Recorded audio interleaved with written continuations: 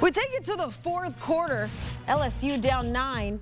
Day Wilson in transition, and she's blocked by Tessa Johnson at the other end. Sanaya Fegan finds a cutting Tessa Johnson for the layup. And, well, with that, LSU had no answer in the second half for South Carolina as they go on to defeat the Tigers. The undefeated Tigers, 66-55 is your final. No longer undefeated, just one remaining undefeated in women's hoops. That's UCLA, but the Gamecocks continuing to be unbeaten in conference play. We're now joined by CBS Sports women's hoops analyst Terrika Foster-Brasby after a heavyweight bout between the Tigers and the Gamecocks. And perfect no more is LSU after falling to second-ranked South Carolina. But Terrika, what was perfect? Perhaps the Gamecocks defense. They had a season high in blocks, limited an LSU team that averages 90 points a game to a season low 56. But I can go on and on with everything that I saw, but I want to get your take. What impressed you most with the Gamecocks' efforts?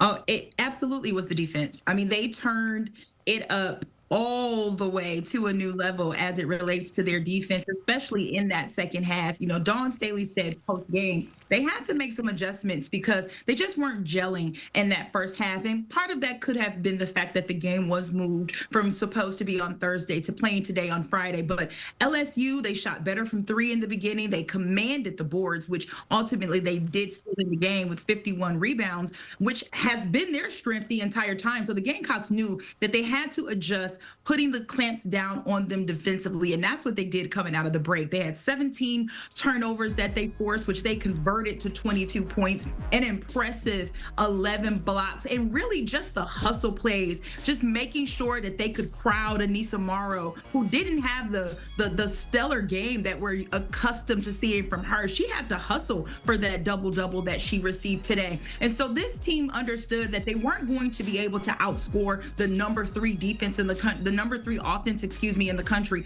How were they going to be able to assert themselves? And defense was the way to do it. Yeah, you talk about Anissa Morrow not having necessarily that stellar game, but did have a double-double in this one. But LSU overall maybe struggled making shots. Their lowest field goal percentage under Kim Mulkey.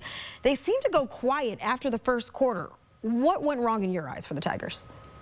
Yeah, I think it was literally that adjustments and that crowding that, for one, Sanaya Fegan and Joyce Edwards coming off the bench. She was phenomenal for this team. 14 points from her. Sanaya Fegan had 7 rebounds down there. What they did was they wanted to limit the touches that they would see on the defensive end. Again, this LSU team is a team that commands the boards and they dominate on the offensive end, specifically off the offensive glass. And so what South Carolina was able to do was say, you know what, if we're going to allow you to command the offensive glass, we're going to make sure that you don't get anything that you miss. So they turned it up in the second half, 24 defensive rebounds, which was incredibly important. But again, they shared the ball really well. So not only was there a good defensive effort from South Carolina, but they made it difficult for LSU to lock in on one person. They shared the ball incredibly well to make sure that everyone had an effective game from a scoring standpoint. And I think that it just made it very difficult for LSU to kind of figure out who they needed to specifically key in on. And I also think that foul trouble played a huge role for them. Even Anissa Morrow coming down to the end, only down 7, still a pretty close game, and she picks up her 5th foul. So South Carolina kind of figured out where they could tinker themselves to really put LSU in a bind. What stood out that you just said was you talked about South Carolina sharing the ball.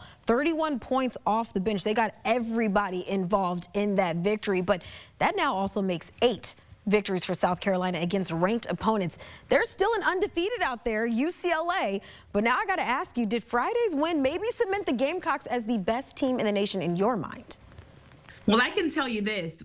Taking wins and losses in November are very different than taking wins and losses in January, early February. And so it's very difficult for us to kind of put UCLA out of our mind, considering that they are still playing very well and they are still undefeated. But I will say this Gamecock team is not the same team that UCLA saw in November when they took that first loss. This team has probably used that, in my estimation, as a way to motivate them and to fuel them and to remind them that it is a gauntlet out here. But they have really knocked off some very key teams. Texas, they held Oklahoma to a low. Here it is, LSU, they used their defense again to keep this team under their season low, which at previously was 68. I mean, this South Carolina team looks like the team we all knew they would be and could be. And adding that depth that they have on their bench is just continuing to make this team really difficult to see not advancing to the championship. I think what I gathered right there is November ball ain't the same thing as January ball, especially when we're talking about the South Carolina team. Terrika, as always, we thank you so much for stopping by with the insight. Thank you. Now taking a look at the odds to win the national championship. Well, South Carolina now with the shortest odds, plus 190 to take home back-to-back crowns. They're followed by UConn at plus 450. UCLA, that undefeated team, the lone undefeated team in women's hoops at plus 490, along with USC and Notre Dame.